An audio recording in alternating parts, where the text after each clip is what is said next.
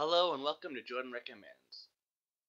During the 90s, there were very few people whose accomplishments came close to that of Tom Ruegger, who had worked on many of Warner Brothers' hit shows like Batman the Animated Series, Tiny Toons, and Animaniacs. But the one show a lot of people forget about is Hysteria, a comedic edutainment show that's mission was to make education fun. Premiering in 1998 and running to 2000 with a total of 52 episodes, Hysteria was able to strike that very thin line between being educational and being entertaining without bending the facts too much.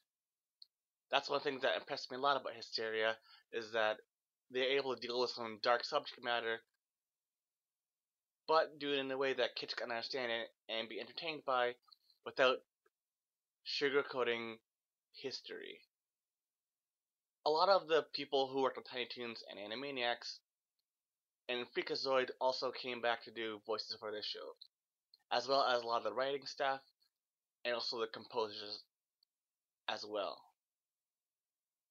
One of the things that stands out about Hysteria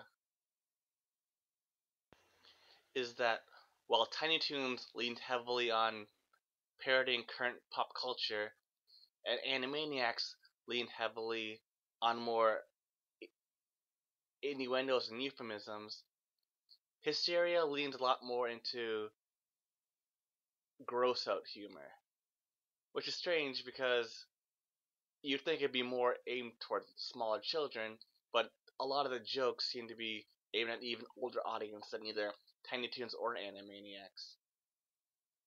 One of the major reasons why Hysteria was able to succeed is that the creators had the talent, the budget, and the will to see the show through to conclusion. It's a very well animated show. It's funny, and like a number of the previous Tom Ruegger produced shows, it also has a lot of musical numbers. I wouldn't say they're as memorable as the ones for Animaniacs, but there still are a few ones that can get stuck in your head. It is kind of sad that the show hasn't gotten the same following as either Tiny Toons or Animaniacs. Also, like Tiny Toons and Animaniacs, the show also has a large cast of a ton of characters.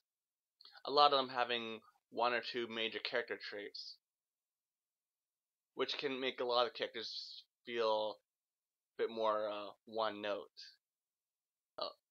The show is available on DVD, but it is quite pricey.